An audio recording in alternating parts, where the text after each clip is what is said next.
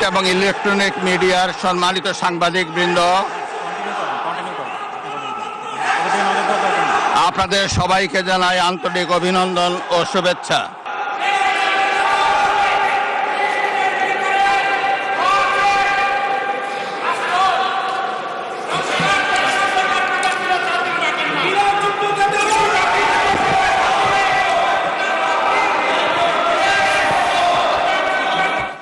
মাননীয় সদস্যবৃন্দ, সংসদের শৃঙ্খলা রক্ষা করুন। অনুগ্রহ করে নিজের আসনে বসে পড়ুন। রাষ্ট্রপতির ভাষণ শুনুন।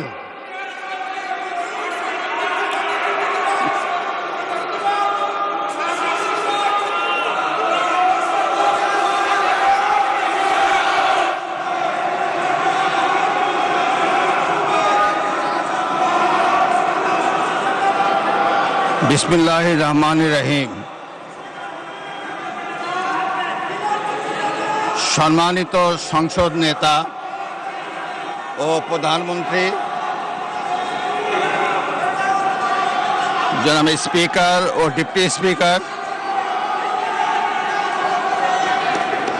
হিজ এক্সেলেন্সিস,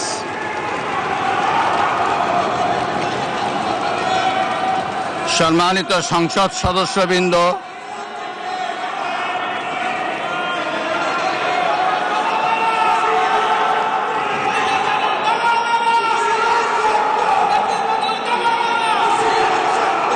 আমন্ত্রিত অতিথিবৃন্দ,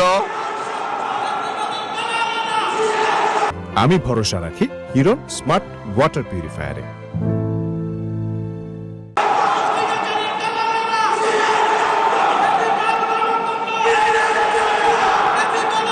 প্রিন্ট এবং ইলেকট্রনিক মিডিয়ার সম্মানিত সাংবাদিকবৃন্দ, আপনাদের সবাইকে জানাই আন্তরিক অভিনন্দন ও শুভেচ্ছা।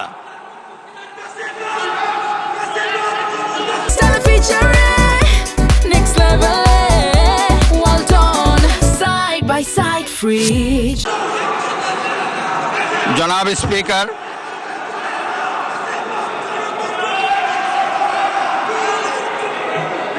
ত্রয়োদশ জাতীয় সংসদের এই উদ্বোধনী অধিবেশনে বাংলাদেশের ইতিহাসের এক ঐতিহাসিক মুহূর্ত। হাজারো শহীদের রক্তের সিঁড়ি বেয়ে দীর্ঘ ১.৫ দশকের ফ্যাসিবাদী শাসনের অবসানের পর একটি শান্তিপূর্ণ, অবাধ, সুষ্ঠু ও নিরপেক্ষ নির্বাচনের মাধ্যমে নির্বাচিত প্রতিনিধিদের নিয়ে এই মহান জাতীয় সংসদের যাত্রা শুরু হয়েছে। ত্রয়োদশ জাতীয় সংসদ নির্বাচনে অংশগ্রহণকারী সকল রাজনৈতিক দল,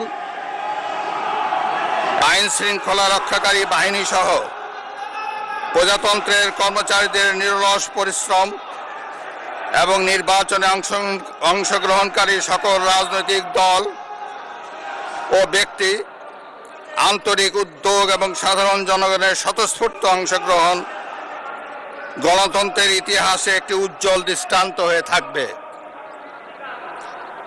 বিএনপির চেয়ারম্যান জনাব তারেক রহমানের নেতৃত্বে বর্তমান জাতীয় সংসদে বিএনপি ও সমমনা দলগুলোর 2/3 বেশি আসনে বিপুল ভোটে জয়লাভ করেছে।